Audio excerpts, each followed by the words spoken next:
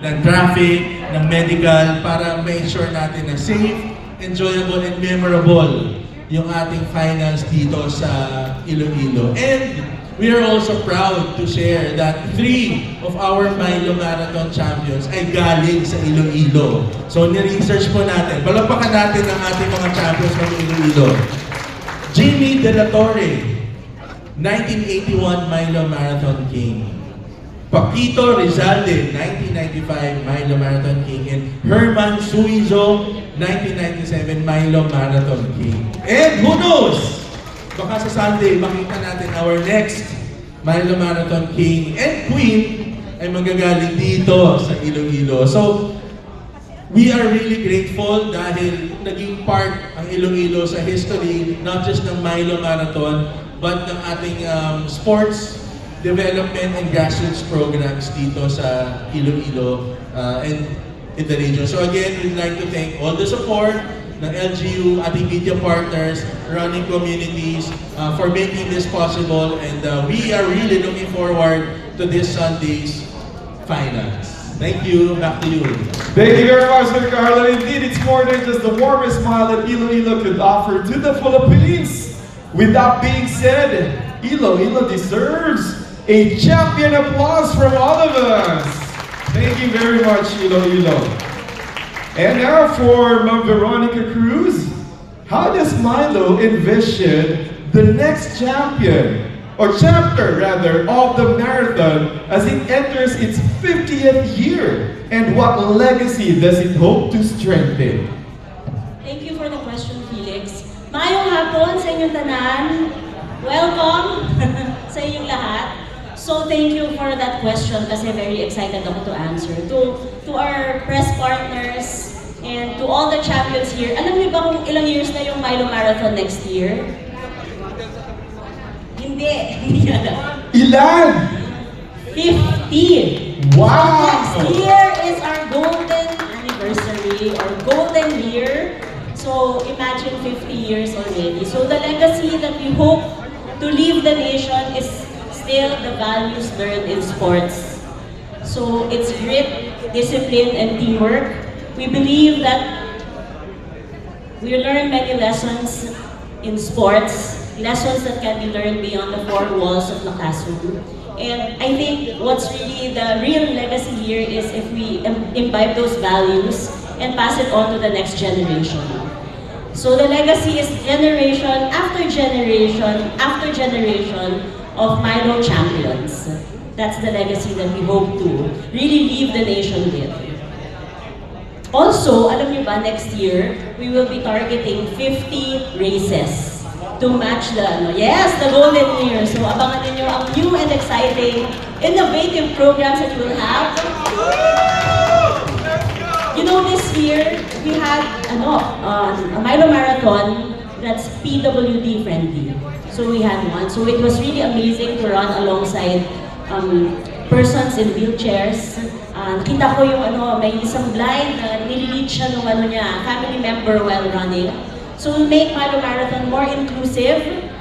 We will have more kids join because we know that a lot of kids are inactive. So dapat strengthen natin yung partnership with schools para mas marami pang makatakbo.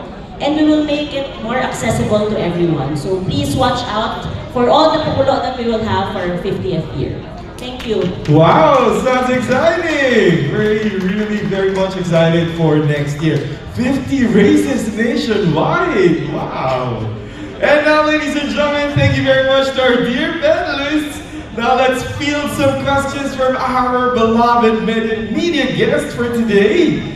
And we are now opening our floor to our media guests. And we'd encourage everybody to introduce first yourself because we'd like to know more about you and the place or the company that you represent or the office. From the press, would you have any questions?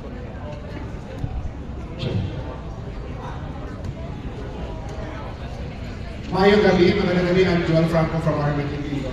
It has been observed of motorists that during the race, instead of running, the participants are walking and deliberately affecting the traffic in Iloilo City. How to ensure that all of those participants will run, will not walk, that will prolong the problem of traffic in Iloilo City. Thank you so much for that question. Let me answer. We do coordinate with the LGU in terms of the road closures. Mostly, to your comment, yung naglalakad po are the lower categories, the kids, and probably also those who are older, the elderly.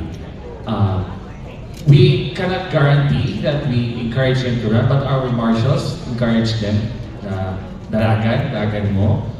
But what we assure the motorists is that may cut-off po kami.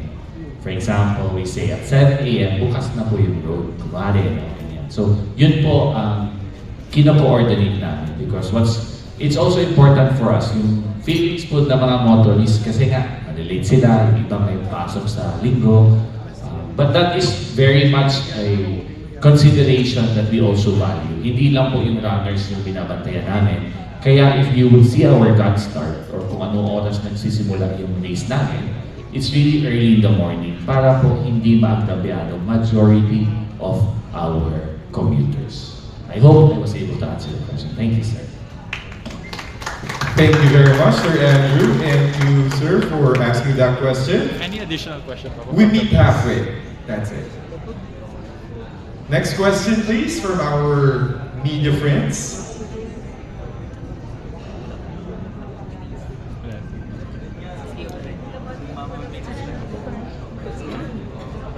On the positive side, paano natin ang malaking impact in terms of economy in the city of Iloilo with the hosting of this Milo Marathon?